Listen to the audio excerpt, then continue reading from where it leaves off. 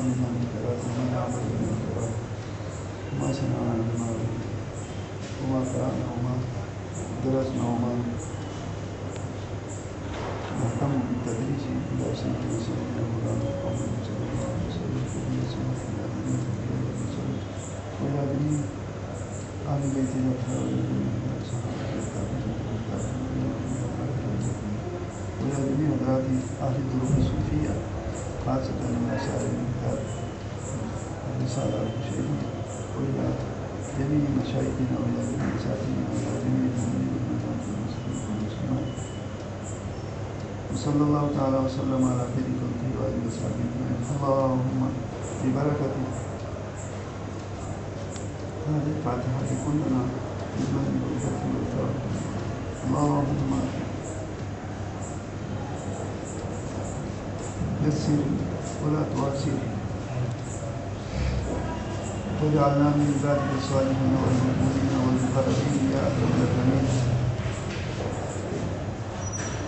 صلى الله تعالى وسلم على خير خلقه وآله وصحبه أجمعين. سبحان ربك رب العزة عما يصفون وسلام على المرسلين والحمد لله رب العالمين.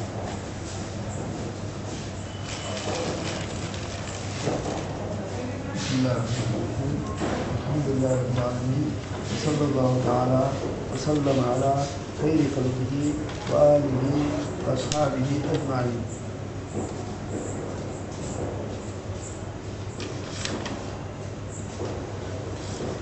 آج ہم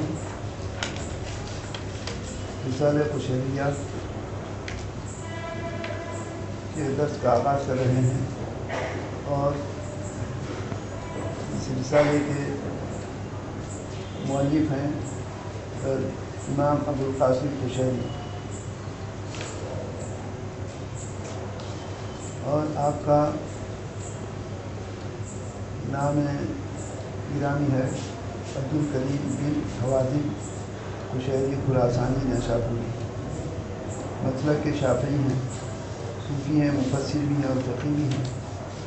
آپ نے علم تصوف میں ایک رسالہ لکھا جو رسالہ القشیریہ کے نام سے معروف اور مشہور ہے اور عالم میں یہ رسالہ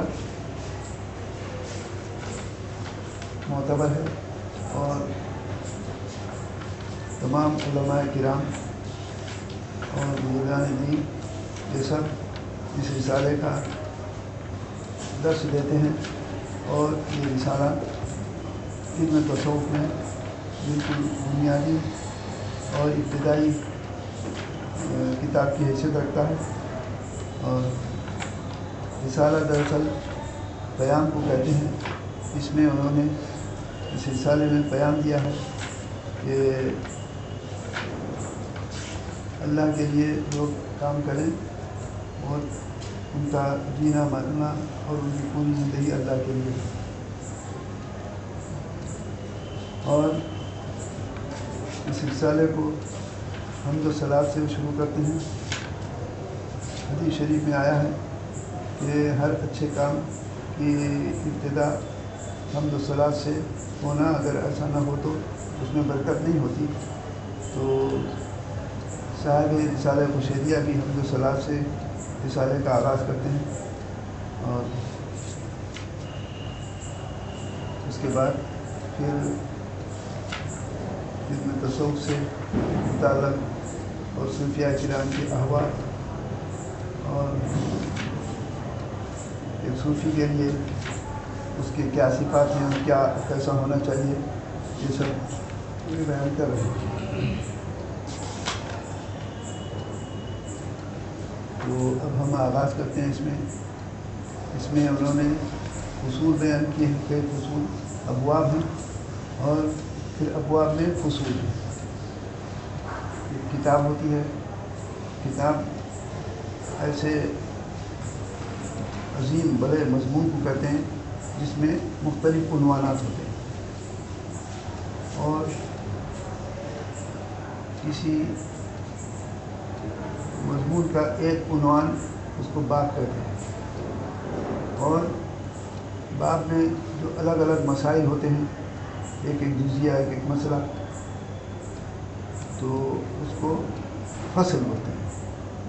تو امام کشیری ابواب قائم کرتے ہیں، پھر اس میں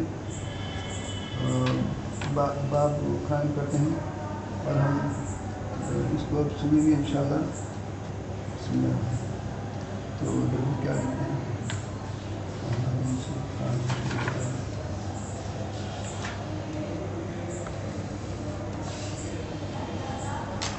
بسم اللہ الرحمن الرحیم۔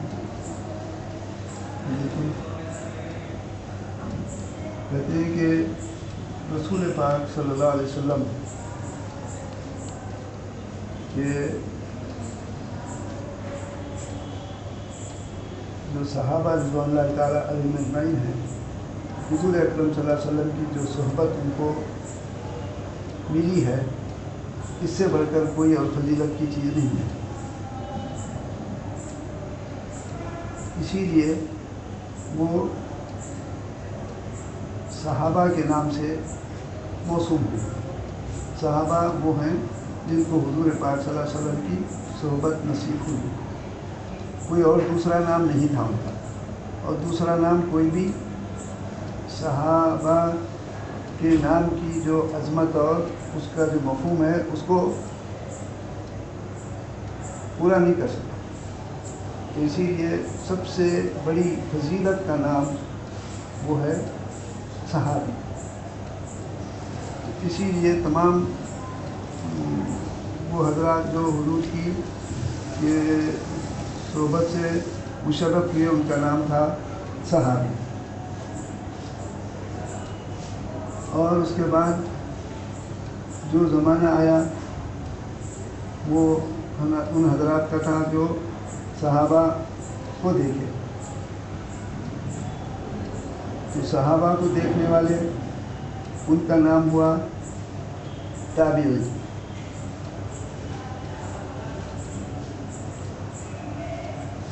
والذین اتبعوہم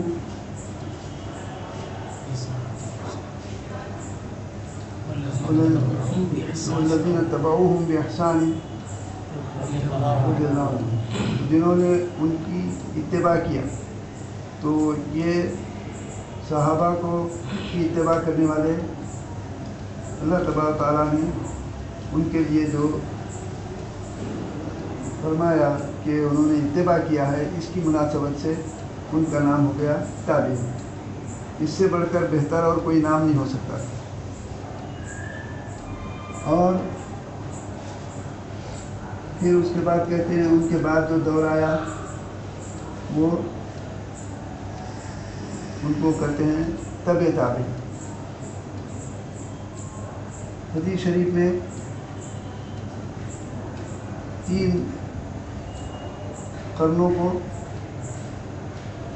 بہترین قرن قرار دیا گیا۔ ایک صحابہ کا، اس کے بعد والذین اتبعوہم، ان کا جنہوں نے ان کی پیروی کی، اس کے بعد والذین اتبعوہم، ان کا جو ان کی پیروی کی، تو اسی لیے ان کا نام ہوا تبع تابعی۔ اس کے بعد جو دور آیا تو وہ لکھتے ہیں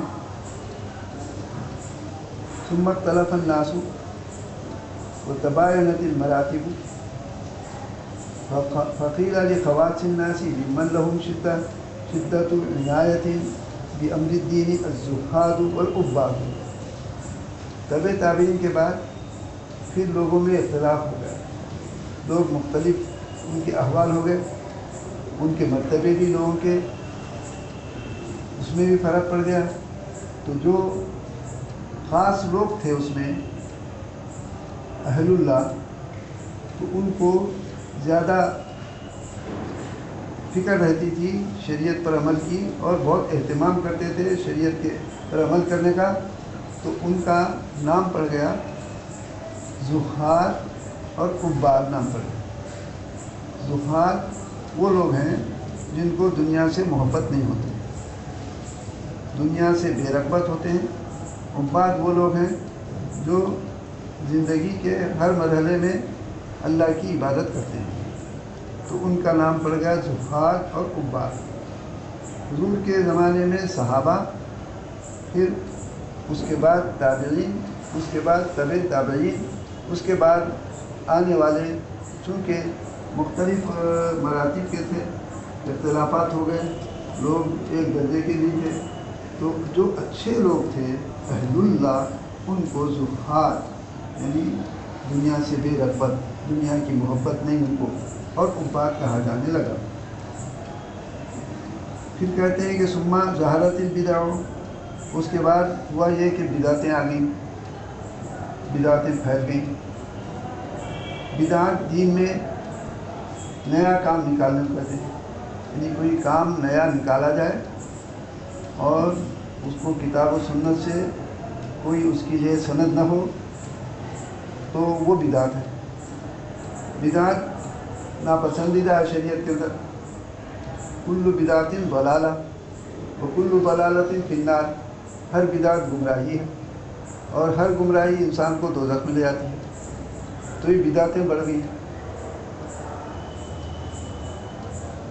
سلف میں بزرگان دین کے زمانے میں ائمہ کرام کے پاس بدعت کہتے تھے عقیدے کی خرابی کو۔ لوگوں نے عقیدے میں خرابی پیدا کی، بد عقیدگی کو لوگ دین کہنے لگے، تو بدعت جب بھی بولتے بد عقیدہ لوگ مراد ہوتے، اہل بدعت، یہ بدعتی ہے، بولے تو اس کا عقیدہ خراب ہے، یہ معنی ہوتے تھے پہلے۔ اب تو بدعت کے معنی کچھ بھی ہم بنا لیے ہوں، لیکن یہی معنی ہوتا تھا بدعتی۔ وہ دعائیں کرتے ہیں نا اس میں، ہمارے جمعے کے خطبوں وغیرہ میں، والمبتدئین وأهلك الكفرة والمبتدعات، کفرات کو بھی ہلاک کر دو، والمبتدعات، اور بدعتیوں کو بھی ہلاک کر دو۔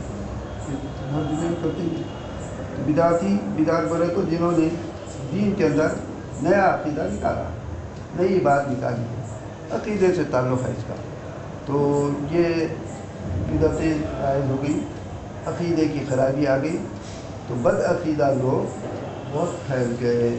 اور کہتے ہیں یہ کہ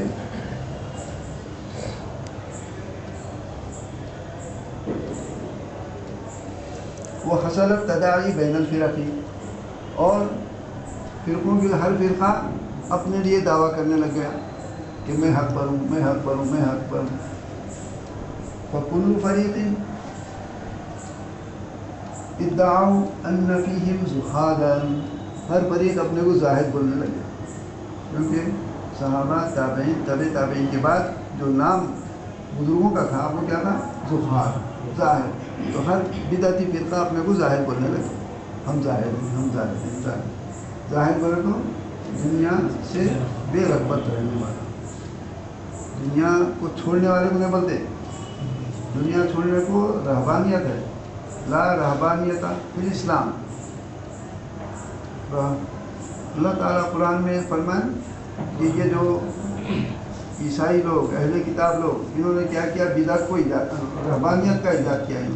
اسلام میں نہیں ہے رہبانیت، رہبانیت آئی اہل کتاب سے، یہود و نصارہ، انہوں نے رہبانیت کو اختیار کیا، رہبانیتاً ابتدعوہا، جس کا انہوں نے آغاز کیا، یہ بدعت انہوں نے نکالی، ابتدعوہا فما رعوہا، انہوں اس کی رعایت نہیں، اس کی حفاظت نہیں کرتے، حق کا رعایت نہیں، جیسا رعایت کرنا چاہیے، جیسا اسے خیال کرنا چاہیے، اس پر نہیں چل سکے وہ لوگ، کیونکہ رہبانیت چل نہیں سکتی۔ رہبانیت کا مطلب انہوں نے یہ لیا کہ دنیا کو چھوڑ دو، کھانا پینا چھوڑ دینا، اچھی زندگی چھوڑ دینا، خوشحال زندگی چھوڑ دینا، مشکلات کو میں گھرے ہوئے رہے، یہ چلنے والی چیزیں ہیں۔ اسلام اس کو پسند نہیں کیا، لا رہبانیت فی الاسلام، وہ رہبانیت کو اختیار کر لیے، یہ بدعت بنایا انہوں نے، ابتدا ہوا ہے، انہوں نے بدعت کا ایجاد کیا اور اس کو قائم نہیں رکھ سکے۔ تو یہ رہبانیت تو اسلام کے اندر ہے ہی نہیں، لیکن یہ ہے کہ زہد ہے، زہد کے معنی دنیا کو چھوڑنا نہیں۔ یہ جو تاریخ دنیا بولتے ہیں، یہ بھی غلط بولتے ہیں لوگ۔ یہ درس کا مطلب ہی یہ ہے بتانا کہ بہت سی باتیں جو ہمارے اندر ایسی رائج ہو گئی ہیں جو ہو سکتا ہے اسلام کے خلاف ہوں، تو صحیح بات آپ واقف ہوں اس سے۔ زہد بولے تو دنیا چھوڑنا، تاریخ دنیا ہو جانا، وہ تاریخ دنیا جو بعض کتابوں میں لکھا ہوا بھی ملتا ہے، یہ سب سمجھانے کے لیے لوگوں نے لکھا، اس کا حقیقی مطلب وہ نہیں ہے۔ تو زہد کے معنی ہے دنیا کی محبت نہیں ہونا، دنیا اللہ کی محبت ہونا، آخرت کی فکر ہونا، سفر ہمارا آخرت کا ہونا، یہ ہے زہد۔ تو وہ سب زہاد کہلانے لگے، تو جتنے گمراہ پھرتے تھے وہ سب فَكُلُّ فَرِيقٍ ادَّعَوْا أَنَّ فِيهِمْ زُهَادًا، سب ہم پھر کیا ہوا؟ اب گڑبڑ شروع ہو گئی، گمراہ پھرتے بھی ظاہر بول رہے ہیں اپنے کو۔ تو اب یہ اہل سنت والجماعت اور یہ بزرگان دین اور یہ اللہ کے جو خاص بندے تھے، تو یہ تاکہ فرق کرنے کے لیے اپنا نام بدلتے، تو فانفرد خواص اہل السنت المراعون انفسهم مع اللہ تعالی الحافظون قلوبهم عن توارث الغفلۃ باسم التصوف۔ تو وہ بندے اللہ کے جو اہل سنت والجماعت میں خاص تھے، اور المراعون، اور جو ہمیشہ اپنے نفسوں کو اللہ کے ساتھ جوڑ کر رکھتے تھے، ہر وقت اللہ کے ساتھ رکھتے تھے۔ ان کا اللہ کے ساتھ رکھنے کا مطلب کہ کھانا بھی اللہ کے لیے، پینا بھی اللہ کے لیے، چلنا بھی اللہ کے لیے، ہر کام اللہ کے لیے۔ اللہ کے لیے کرنے کا کیا مطلب ہے کہ سب سے پہلے قدم اٹھانے سے پہلے اس قدم سے اللہ کچھ ہے یا نہیں، اللہ کی مرضی کے مطابق ہے یا نہیں۔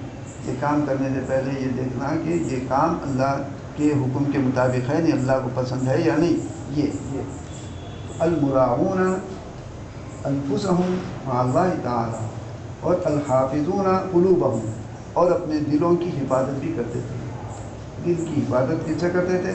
عن توارث الغفلۃ، غفلت ڈالنے والی چیزوں سے، جن چیزوں میں غفلت آتی ہے اس سے اپنے دلوں کو کی حفاظت کرتے تھے۔ تو کیا نام رکھ لیں ہم؟ بسم التصوف، اپنا نام تصوف۔ یہ تصوف والے لوگ کون ہیں؟ اہل اللہ ہیں، اور الخواص من اہل سنہ ہیں، المراعون مع اللہ تعالیٰ ہیں۔ تو یہ بڑے بزرگ لوگ ہیں، اولیاء کرام، اللہ کے نیک بندے، بلکہ مقربین بولے تو انہیں کو بول سکتے ہیں۔ مقربین کا بہت بڑا مرتبہ ہے، اور اللہ تبارک و تعالیٰ کے جو نیک بندے ہیں ان کے بہت درجے ہیں۔ ان درجوں میں سب سے بڑا درجہ کس کا ہے؟ مقربین کا ہے۔ مقربین جو ہر وقت قرب میں رہتے ہیں، اللہ نے ان کی اتنی تعریف کی ہے مقربین کی کہ والمقرب کیا ہے؟ سورہ واقعہ میں ہے، سورہ واقعہ میں، تو سورہ واقعہ میں ہے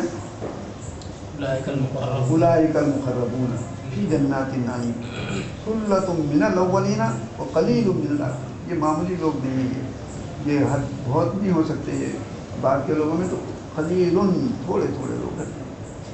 علی سرور، اور ان کا آخرت میں تو کیا ان کا ٹھکانہ، علی سرور موضونۃ متکئین، سب پورے آپ جانتے ہیں۔ تو یہ لوگ کون ہیں؟ یہ مقربین بارگاہ الہی، انہوں نے اپنا نام کیا رکھ دیا؟ تصوف۔ تو یہ صوفی لوگ بہت بڑے بزرگ لوگ ہیں، اہل اللہ میں سے۔ یہ اس لیے خاص طور پر آپ کو ذہن میں رکھنا ہے کہ آج صوفی کے نام سے جو صورتحال ہے وہ بہت بگڑی ہوئی ہے صورتحال، کہ صوفی کے نام سے لوگ پسند نہیں کرتے۔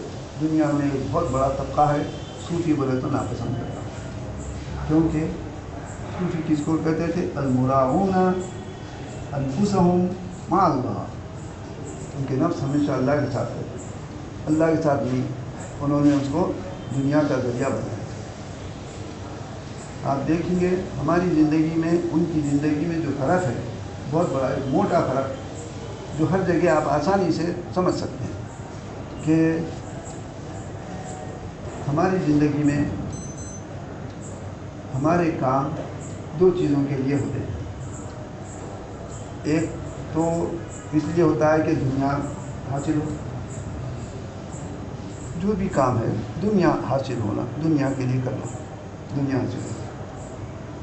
دین کا کام ہے دین کا کام مدرسہ قائم کرنا مثال کے طور پر، یہ اسی لیے ہے کہ اس سے دنیا حاصل ہوتی ہے۔ دین کا کام کیا بیعت لینا، کوئی تو ہدایت، مرشد بن جانا، یہ اسی لیے ہے کہ اس سے ہم کو پیسہ حاصل ہونے کا ذریعہ ہے، یہ سب۔ اور دین کا کام شہرت کے لیے ہے۔ تو یہ دو باتیں ہمارے کاموں میں جگہ جگہ نظر آتی ہیں۔ تو یہ بالکل اسلام سے اس کا کوئی تعلق نہیں ہے۔ یہ تو وہ لوگ ہیں کہ المراعون، کتنا مختصر لفظ ہے اور اتنا جامع پھیلاؤ، کیا مفہوم اس کا؟ میں نے لکھا المراعون انفسهم مع اللہ تعالی، تو یہ، اور ان کا کام کیا تھا؟ ہر کام، دنیا کا کام بھی دین کے لیے ہوتا تھا، دین کا کام بھی دین کے لیے ہوتا تھا، نہ دین کا کام دنیا کے لیے نہ شہرت کے لیے۔ یہ ایک نہایت عام ترین چیز ہے۔ اس کو اگر مربوط نہ رکھیں گے تو وقت بھی ضائع ہو جائے گا آپ کا، کچھ حاصل نہیں ہوا۔ پیسہ اگر خرچ کیے تو پیسہ بھی چلے گا آپ کا، دولت بھی چلے گی، اور پھر دنیا میں دیکھیں اللہ نے یہ دستور قانون بنا دیا ہے اللہ تبارک و تعالیٰ کہ جو لوگ ایسے ہوتے ہیں دین کو دنیا کا ذریعہ بناتے ہیں تو ہم ایک وقت تک تو ان کو دیتے رہتے ہیں، لیکن بعد میں جو گرفت کرتے ہیں ان کی تو بہت پریشان ہو جاتے ہیں۔ تو ایسا دنیا کے اندر ہوتا آ رہا ہے۔ تو یہ لوگ ایسا کر لیے۔ تو یہ صوفیہ کیا کیے جو اہل اللہ تھے، المراعون انفسهم مع اللہ تھے، تو انہوں نے اپنا نام کیا رکھ دیا؟ صوفی۔ یہ فرق پڑ گیا۔ صوفی بولے تو اہل اللہ، اب زاہد ہے بولے تو وہ باطل فرقے، یہ فرق پڑ گیا۔ حالانکہ زاہد نہایت اچھا لفظ تھا، لیکن باطل فرقے اپنے آپ کو زاہد کہنے لگے، تو پھر یہ فرق کر دیے۔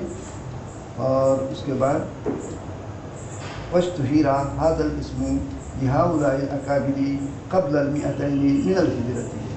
اب یہ تصوف کا لفظ 200 سال سے کچھ پہلے یہ عام ہو گیا۔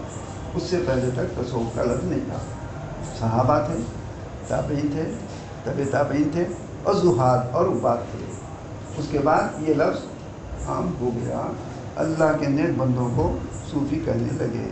تو یہ ہے، میں دیکھتا ہوں ابھی کہ بہت سے لوگ اب مثلا سعودیہ میں جاتے ہیں، ہم عرب امارتوں ملکوں میں جاتے ہیں، صوفی بولے تو لوگ کانوں پر ہاتھ رکھ لیتے ہیں،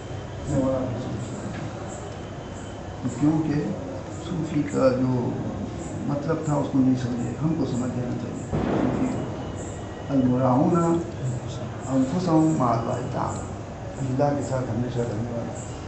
واشتہر، یہ لفظ 200 سال سے کچھ پہلے عام ہو گیا۔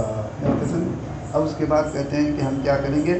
اب اس طریقے کے شیوخ کی جماعت کے کچھ ناموں کا ذکر کریں گے اور ان کے کچھ احوال بتائیں گے، ان کے اقوال بتائیں گے اور ان کی سیرت بھی بتائیں گے انشاءاللہ۔ تو گزشتہ جو بات ہم بتائے تھے کہ وہ آپ کے ذہن میں رہے، یہ تصوف نام کیوں دیا انہوں نے؟ اب سوال پیدا ہوتا ہے کیوں اپنا نام تصوف رکھے، زہد اور بات کے بجائے یہ نام کیوں رکھے؟ تو اس کی مختلف وجوہ ہیں۔ بعض حضرات یہ کہتے ہیں کہ تصوف سے مراد یہ صوف سے بنا ہے۔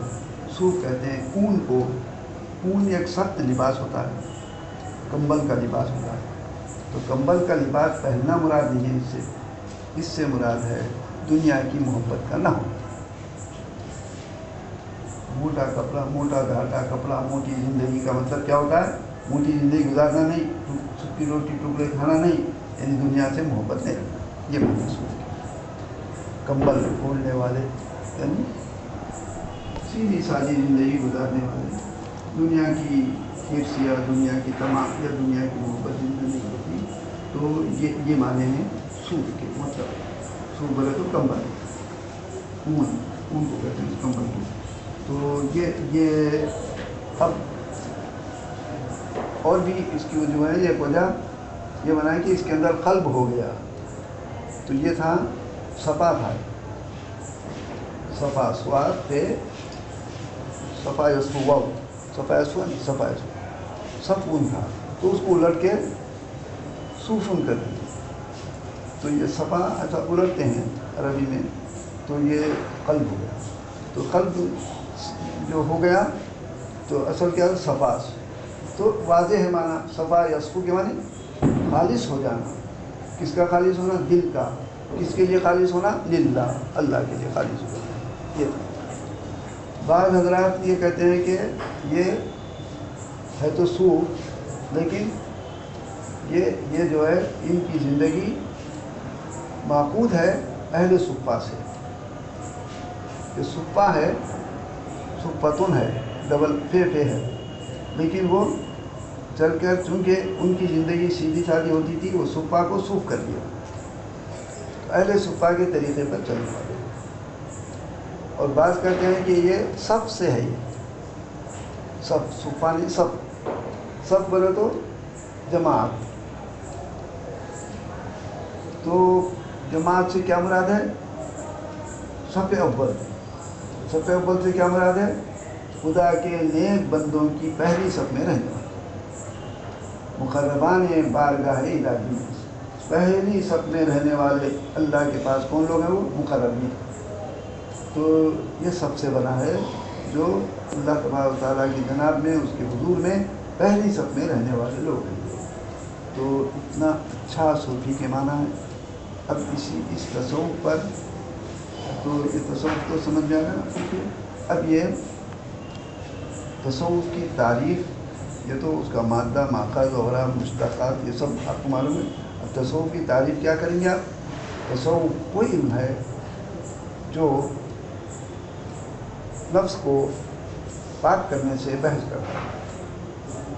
نفس کو کیسے پاک کرنا چاہیے، اللہ سے کیسے قریب کرنا چاہیے، نفس کو اللہ کے قرب میں کیسے پہنچنا چاہیے، اس سے بحث کرتا ہے. اس کو کہتے ہیں تزکیہ نفس. تزکیہ کس کو کہتے ہیں؟ تزکیہ کے دو معنی آتے ہیں. تزکیہ کے معنی آتے ہیں پاک کرنا، اور تزکیہ کے معنی آتے ہیں ترقی دینا. تزکیہ بولے تو ترقی دینا، تزکیہ بولے تو پاک کرنا. تو کس کو پاک کرنا، کس کو ترقی دینا؟ نفس کو پاک کرنا، روح کو ترقی دینا. یہ ہے تصوف. نفس کو پاک کرنے اور روح کو ترقی دینے کا کیا طریقہ ہوتا ہے؟ یہ صوفیاء کرام کا ہوتا ہے. تو یہ صوفیاء کرام کیا کرتے ہیں؟ نفس کو پاک کرتے ہیں. تو تصوف علم یبحث فیہ عن تزکیۃ النفس. نفس کے تزکیے سے اس میں بحث ہوتی ہے. تزکیہ کہتے ہیں نفس کو پاک کرو، روح کو ترقی دو. اب نفس کو پاک کرنے کا، روح کو ترقی دینے کا کیا ہوتا ہے طریقہ؟ آسان بات یہ ہے کہ پاک کسے کرتے ہیں؟ گندگی سے پاک کرنا. گندگی کیا چیز ہوتی ہے؟ نفس کی گندگی گناہ ہے. ظاہر کی گندگی تو یہ جو گندگی ہے نجاستیں ہیں، اور نفس کی گندگی گناہ ہے.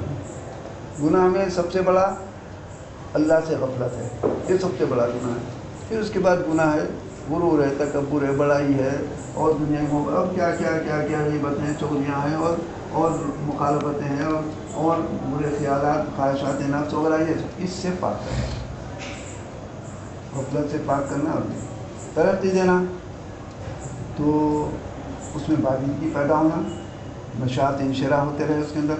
اس کے لیے دو باتیں ہیں کہ گناہوں سے بچانا اور نفس کو اور ترقی دینا. ترقی دینے کے لیے نیک کام کرنا پڑتا ہے.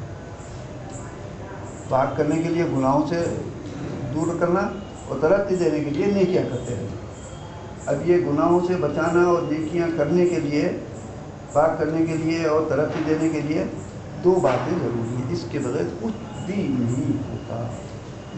دو باتیں ضروری ہیں. تو یہ ایک بات کیا ہے؟ ایک بات ہے اور اس کو کہتے ہیں عقل حلال. عقل حلال یہ کیا ہے؟ نفس کو پاک کرنا. حلال کھانا بولے تو مطلب یہ ہے کہ آپ حرام سے بچیں گے، حرام نہیں کھائیں گے. تو عقل حلال کے بغیر نفس پاک ہوتا ہی نہیں. کچھ بھی کرتے رہو، کیا بھی کرو، کچھ کرتا نہ ہوتا. تو حلال کھانا، اور ترقی دینے کے لیے کیا کرنا بولے صدق مقال، سچائی ہونا چاہیے. سچائی کی وجہ سے نفس میں ترقی ہوتی ہے. یہ دو کام کیے بغیر نفس پاک نہیں ہوتا، تزکیہ نفس ہوتا ہی نہیں بالکل. اور محنت جتنی آدمی کرتا ہے وہ اس محنت کا کچھ فائدہ ہونے والا نہیں ہے. میں ہمیشہ بولتے رہتا ہوں جب آپ غلط راستے پر محنت کریں گے تو وقت بھی ضائع ہو جائے گا اور پیسہ بھی ضائع ہو جائے گا اور کچھ فائدہ بھی حاصل ہونے والا نہیں. محنت فکر اس بات کی کرنا کہ نفس کا تزکیہ ہو تو تزکیہ نفس کے لیے حلال کمائی، حلال حلال حلال حلال حلال، اس کے بغیر کچھ بھی نہیں ہو سکتا. اور ترقی دینے کے لیے صدق مقال، سچائی سچائی سچائی سچائی سچائی سچائی، سچ بولنا ہی نہیں، زندگی میں سچائی سچائی. اس کو کیا کہتے ہیں؟ زندگی کی سچائی کو کیا بولتے ہیں؟ سچ بولنا نہیں، یعنی صداقت شعار ہی بولتے ہیں. ایک تو سچ بولنا ہے، ایک پوری زندگی سچائی پر چلنا ہے، تو اس کو کہتے ہیں صداقت شعار. تو صداقت شعار بننا، تو اس سے روح میں ترقی ہوگی اور عقل حلال ہونا، اس سے نفس گندگیوں سے پاک ہوگا. نفس کو پاک کرنے کا یہی طریقہ ہے. اور اس سے تصوف بحث کرتا ہے. تو تصوف علم یبحث عن تزکیۃ النفس. یہاں تک ہو گیا آپ کو. اب بسم اللہ، اس کا موضوع، اس کی غرض و غایت، یہ اس کا موضوع کیا ہے؟ دراصل اس کا موضوع ہے انسان بولو یا نفس بولو، اس سے بحث ہوتی ہے. اور غرض و غایت کیا ہے؟ کہ اللہ کا قرب حاصل ہو اور سعادت دارین حاصل ہو. ہر دینی علم کی، ہر نیک کام کی غرض و غایت سعادت دارین ہے، دنیا اور آخرت دونوں اچھی ہو. کبھی بھی اسلام کبھی اسلام یہ نہیں بولتا کہ دنیا میں مصیبت اٹھاؤ. ہے نہیں، کبھی اسلام نہیں ہو. جو لوگ ایسی بات کرتے ہیں نا دنیا میں غلط، اسلام نہیں، انہوں سمجھا نہیں انہوں نے. اسلام آپ کو ہوائی جہازوں میں پھرو بولتا ہوں، اس سے بھی زیادہ اونچائی اٹھ سکتے. تو گھر سے مدرسے کو آنے کے لیے آپ کار کے بجائے جو ہے کیا میں آتے ہیں آج کل وہ چھوٹے طیارے ہوتے ہیں نا، کیا ہوتے ہیں اس کو، تو اس میں آتے ہیں. تو آئیے، یہ اسلام روکا نہیں کبھی بھی. اسلام کو نہیں سمجھا تو آدمی وہ بولتا ہوں. تو اسلام کے اندر جو ہے کیا ہے، دنیا کی ترقی سے روکا ہی نہیں. تو ہر کام کی آپ پڑھیں فقہ میں، بچوں کو صبح شام آپ پڑھاتے رہتے. فقہ کی آخر چل چلا کہ کیا غرض و غایت بولے، کیا بولتے؟ سعادت دارین. سعادت دار بولنا چاہیے تھا، سعادت دار نہیں بولے کبھی بھی. آپ سعادت دارین بولے، دنیا اور آخرت کی خوشحالی ہونا یا خوشحالی ہونا. اسلامی حدیث پڑھاتے ہوئے کیا بولتے ہیں؟ سعادت دارین بولتے ہیں. یعنی حدیث پڑھانے والے مشکلات میں گھرے ہوئے نہیں رہنا. سعادت دارین، دنیا اور آخرت کی دونوں کے لیے خوشحالی ہونی چاہیے. تفسیر پڑھانے والے کیا بھائی آخر مقصد کیا ہے؟ سعادت دارین. تصوف پڑھانے والے آخر مقصد کیا ہے؟ سعادت دارین دنیا. یہ بولا اسلام، یہ اسلامی ہے. تمام بزرگان دین کی صوفیاء کرام کے احترام. حضرت پیران پیر رحمۃ اللہ علیہ معلوم ہے کتنے لباس بدل، اتنا عالی شان لباس تھا کہ بادشاہ بھی نہیں کرتے، اتنا بڑا عالی شان لباس پہنتے. تو اور ان کی کاروبار، ان کی تجارت اتنی تھی کہ جہازوں سے ان کا مال دوسرے مختلف ملکوں میں جاتا. ہمارے امام اعظم رحمۃ اللہ علیہ سے بڑھ کر کوئی قطب الاقطاب بھی ان سے بڑھ کے نہیں ہو سکتا کوئی. ہمارے امام اعظم رحمۃ اللہ علیہ کی کاروبار تجارت اتنی تھی کہ ہوائی پانی کے جہازوں سے سمندروں کے اندر ان کے کاروبار کرتے تھے. یہ سعادت دارین. تصوف کا بھی مقصد یہ ہے کہ سعادت دارین، کہ آپ کی زندگی خوشحال ہو. خوشحال زندگی کیسی ہوتی ہے؟ عقل حلال سے ہوتی ہے. حلال کمائی، حلال حلال حلال حلال حلال. اس سے ہٹ کر تبدیل نہیں ہونا چاہیے زندگی میں. کوئی کبھی کسی قدم پر یہ کوئی تصوف سب بیکار بات ہے. یہ درس بھی بیکار ہے. ہمارا وقت ضائع ہے یہاں آنے کا اور بیٹھنے کا. کچھ یہ طے کر لینا چاہیے کہ ہم اپنی زندگی میں پاکیزہ کھائیں گے، پاکیزہ کمائیں گے، پاکیزہ سچائی بولیں گے. یہاں تک تو بات سمجھ آ گئی نا آپ کو. اور اس کے بعد اب ہم یہ اس کے بعد لکھتے ہیں کہ وَنَحْنُ نَذْكُرُ فِي هَذَا الْبَابِ أَسَامِي جَمَاعَةٍ مِّن شُيُوخِ هَذِهِ الطَّرِيقَةِ مِنَ الطَّبَقَةِ الْأُولَىٰ إِلَىٰ وَقْتِ الْمُتَأَخِّرِينَ مِنْهُمْ وَنَذْكُرُ جُمَلًا مِّن سِيَرِهِمْ. اب یہاں سے ہم شروع کرتے ہیں اس جماعت کے میں جو یہ اصحاب طریقت ہیں، حاضی طریقہ اصحاب طریقت ہیں، ان کے شیوخ میں جو طبقہ اولا کے لوگ ہیں، مخرجین طبقہ اولا جو سب سے اونچے لوگ ہیں، ان کا ہم ذکر اب شروع کرتے ہیں، پھر اس کے بعد بعد والوں کا بعد والوں کا ذکر۔ اب جو سب سے اول بزرگوں میں اس کے جو جن کا تذکرہ شروع کر رہے ہیں، صحابہ کو نہیں بولیں گے، اس میں ہم تابعین کو نہیں بولیں گے، تابعین کو نہیں بولیں گے، جہاں سے تصوف کا نام شروع ہوا نا وہاں سے بولیں گے۔ تو اس میں سب سے پہلے ہیں حضرت ابراہیم بن ادہم، یہ تو سنتے آ جائیں، حضرت ابراہیم بن ادہم ابو اسحاق ان کی کنیت ہے، ان کا نام ہے ابراہیم، ان کے والد کا نام ہے ادہم، ان کے دادا کا نام ہے منصور۔ یہ ابو اسحاق ابراہیم بن ادہم بن منصور ہیں۔ یہ انشاءاللہ ہم آگے پڑھیں گے۔ آج چلے درس اسی پر اکتفا کرتے ہیں۔ یہ اس اہل تصوف کے مرتبے اولا کے لوگوں میں اہم ہیں، اور تصوف کا لفظ انہی سے چلا ہے۔ بس دوسرا سب سے پہلے بیان کر رہے ہیں، انہی سے تصوف کا لفظ چلا ہے۔ اب یہ کیسے تھے، کیا تھے، انشاءاللہ ہم سنیں گے اس کو، اسی پر اکتفا کرتے ہیں۔ صلی اللہ تعالیٰ وسلم علی خیر خلقہ وآلہ واصحابہ اجمعین والحمد للہ رب العالمین۔ ہمارے مطلب کا اختیار ہے، پہلے تو یہ بات ہے جو کہ کون گھنٹہ آدھا گھنٹہ ہے، کون گھنٹہ زیادہ ہو گیا، ایک گھنٹے قریب ہونے تو بس ٹھیک ہے، 5-8 منٹ اور زیادہ مطلب کا اختیار ہے۔ تو بھی اگر اتفاق کرتے ہیں کہ ایک تو یہ ہے کہ حدیث شریف کا بھی گزارش ہونا چاہیے۔ اب میں